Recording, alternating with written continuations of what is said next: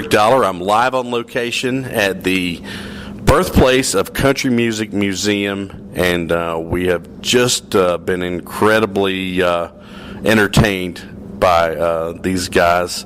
And I've got Jayme Stone with me right here now. And Jayme, give me some idea about how you guys in the Lomax project, how you all met. Yeah, well, unlike a typical band, it's more of a little loose-knit community of like-minded musicians. We've got a few generations of people who live all over this country and Canada.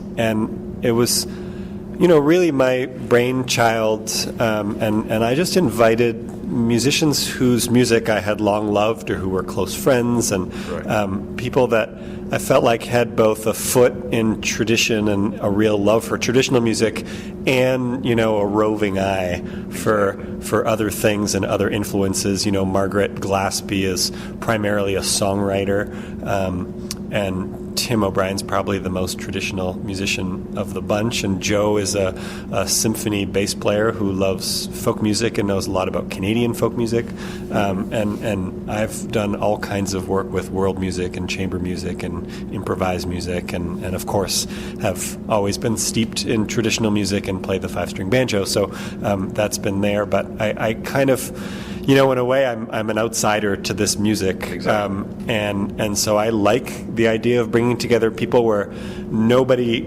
on first blush seems like a perfect fit, but then there's a chemistry that happens. There's not an automatic we hear this kind of tune, we do it this way. Exactly. Something that happens where everybody's cut from the same cloth, and that's a very beautiful thing. Yeah. But this is really interesting because everyone's always bringing in things that keeps everybody else on their toes, and the level of collaboration is, I think, really it's peaked in this project, and everybody is kind of on their edge in a good way. Exactly. We were just thoroughly entertained. Like I said, I hate to keep using that word, but it was a good thing for us, coming from my background in music and radio. I listen to everything. I'm like you. If you can gather it in and it works or whatever, that just makes me that much richer inside. I can feel a lot more things than I used to feel with music. But what are your plans for the future with everybody? I mean, are you guys touring more, or what's going to happen? Yeah, well, we've been working for a couple years on this project, and the record's just newly out. Right. We've been touring since January, a couple weeks a month or so, right. With different constellations of people. So exactly. Every tour we have different people, and that brings different repertoire. Not only is the repertoire evolving, but certain songs live with certain people. Everybody Exactly. puts such a stamp on the songs that they do, and we oftentimes only do them if Tim's here, we do certain songs, and if Bruce Malsky's with us, we do certain songs. And, right. So it's we're kind of slowly building this big repertory.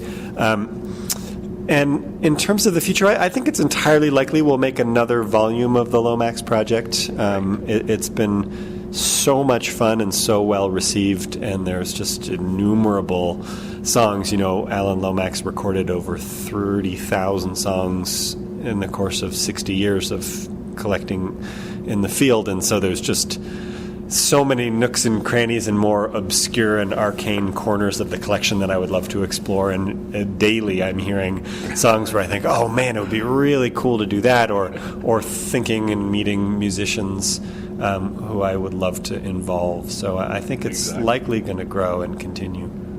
Well, that's one thing that caught my ear when you guys started playing. You have a gentleman from Canada. You have a young lady from New York City. You have people from everywhere, and that mesh of what they think or what their ideas are of what you guys do is, like you're saying, it's almost endless, an endless possibility of what can happen with this. Let me talk to you a little bit about the banjo. One of my favorite instruments in the whole world. My grandfather could play the banjo like nobody's business. And, of course, he passed on, and I don't have that anymore. So how hard is it to learn this instrument? You know, people say that the banjo is a trickier one in terms of the way you play it, it's tricky. Yeah, I feel that way. I think the entry level, the front door of learning the banjo can be a little bit more difficult. Because the tuning doesn't make that much sense for your left hand. At least it's really designed around your right hand, being able to generate a lot of music out of an open tuning. But I think every instrument, in the end, the musicians are in it for the long haul. Exactly. And so you would have to be. Yeah, so I think regardless of what instrument you play, even if some come easier than others, in the end, everybody's working with, finding their own voice and dealing with the full range of the instrument and learning to, play all kinds of music and find their sound. And I think that process is, it's really the same process, regardless of the specific technical hurdles you might have, Right. Where do you see this type of music going in the future? Do you see a lot more people delving into what similar to what you guys do? Or I notice I can listen to the radio every day, no matter what type of music that you listen to. You flip the channel every day, and you can hear folk music influence on a lot of guys these days. Sure. Yeah, it's one of those things, and I could say the same if you had asked me about the history of the banjo, which is that there's the above-ground phenomenon. There's what's happening in the popular imagination and the few things and the few artists that penetrate, and often through films, whether it's Deliverance or the Beverly Hillbillies or Oh Brother Where Art Thou, and the banjo emerges and folk music emerges for a moment. It catches on in a popular way, and sometimes that instigates people going and looking deeper. Other times it just sort of spins around the popular stratosphere for a little while and then dies out again. But meanwhile, the whole time, we can go back to the 1700s, Exactly. And all these times when there was the folk music and the popular imagination, there was what was happening on the ground, what was happening, in the hills, what was happening on people's front and back porches, what was being passed down family to family, or maybe these days in fiddle camps, or through people tracing old records. And I think the understanding and appreciation and influence of, young people going to old music and their elders is alive and kicking. Exactly. And oftentimes that's not what you hear. If you go down to, Clifftop or an old-time, fiddle convention or something like that, that's what you hear, but that's not what people think of maybe when they listen to commercial radio or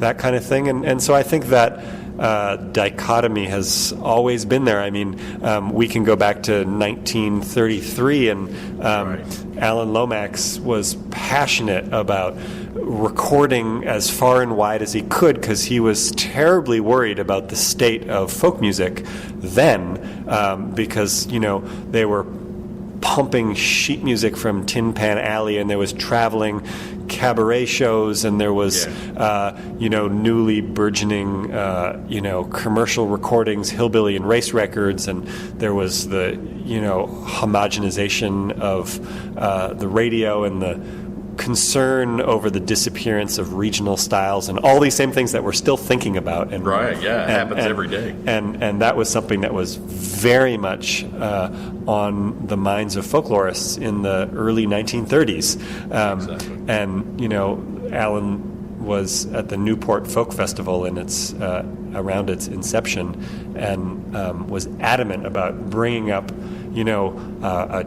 chain gang from a Texas penitentiary and bringing up Elizabeth Cotton and Mississippi John Hurt and the people that were making the music that was the source for what we call folk music. Exactly. The folk musicians were learning from people who didn't call it anything. It was just the music they played. It was, they didn't know any different. Working class, rural, southern Appalachian traditional music, and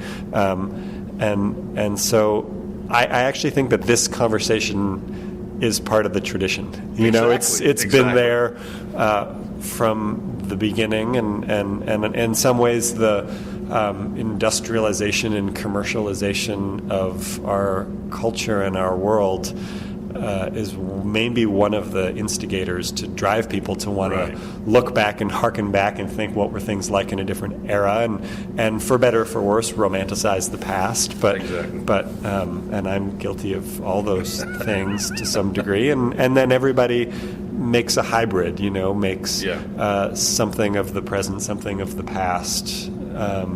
And that's been going on the whole time, you know.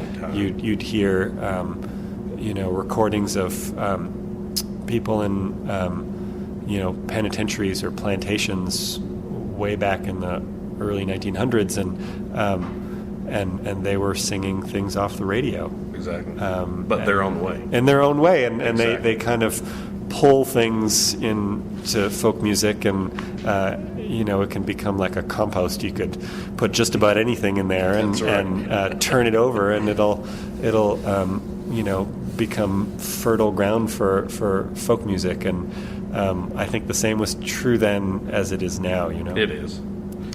That's one reason I got out of radio, is everything was cookie cutter, and I didn't want to do that anymore. And I can look back on, I used to play that on the radio, or, you know, I remember when that was good, and you know, it's just, I'm seeing a whole different thing with music now, and glad that I've gotten into this position to where I can talk to a lot of people and see things I never saw before. But guys like you especially, and the great group of people you travel with, just make things better every day, and we really appreciate you. Well, thank you for sitting down with us, and we're going to let you guys get back to doing whatever you need to do right now. Probably resting would be good now. It's going to be touring the Birthplace of Country Music Museum next. There you go. Yeah. All right. Thank you very much for sitting down with us. Rick Dollar, live on location with NetRadioDogs.com.